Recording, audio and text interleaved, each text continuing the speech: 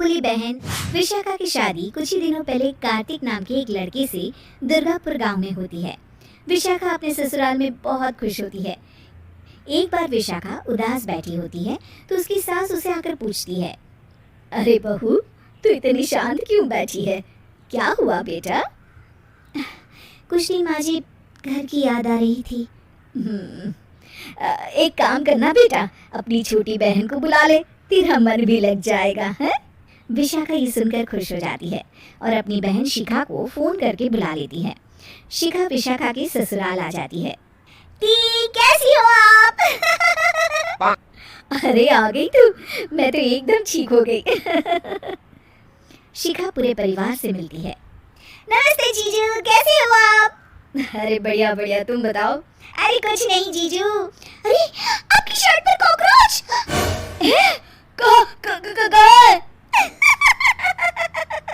Sorry जीजा जी। शिखा, आते ही तूने शैतानी शुरू कर दी, चल कमरे में। अगले दिन विशाखा रसोई में खाना बना रही होती है और तभी वहाँ शिखा आकर उसे पीछे से डरा देती है।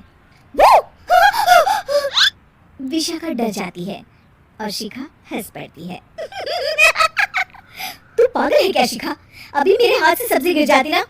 अरे दी, आपको क्या हो गया है?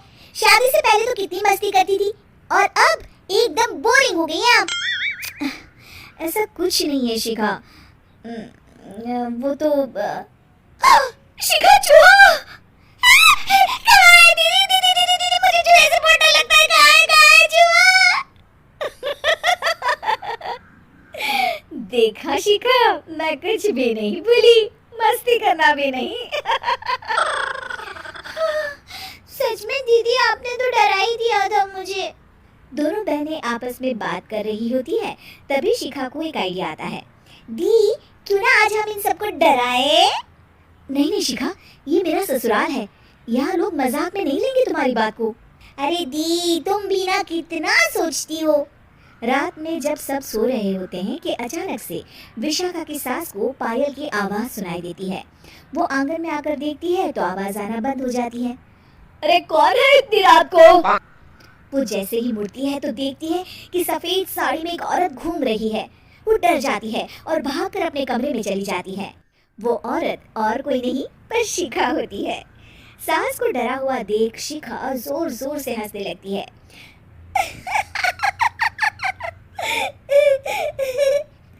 अगले दिन शिखा ये बात विशाखा को बताती है।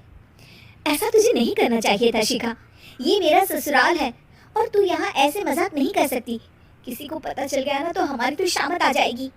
अरे कुछ नहीं होगा दी, मैं तो सोच रही हूँ कि आज अच्छे से मेकअप भी कर लो तो और ज्यादा मजा आएगा।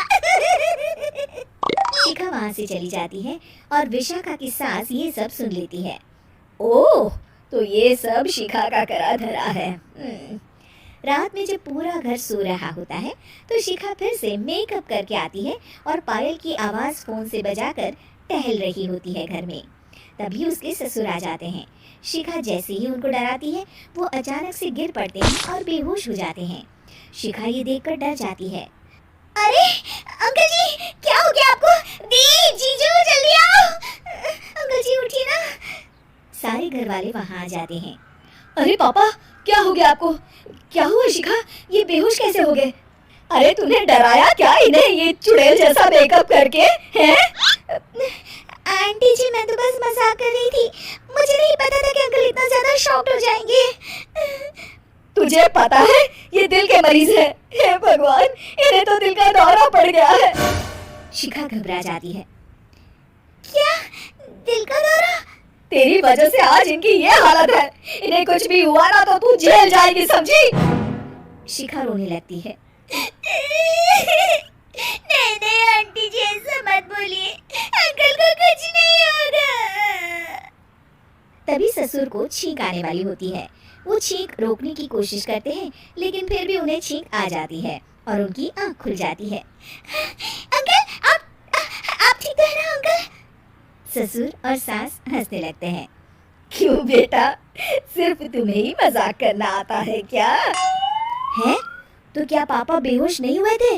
अरे नहीं, मैंने ही प्लान बनाया था ये। पर क्यों माँ? क्योंकि विशाखा को लगता है कि ये उसका ससुराल है। उन्हें ऐसी मजाक वाली बातें पसंद नहीं आएगी। पर उन्हें ये नहीं पता कि अगर ये दोनों बहनें शेर हैं तो हम भी सवा शेर हैं। ये तो बिल्कुल सही कहा आपने आंटी जी।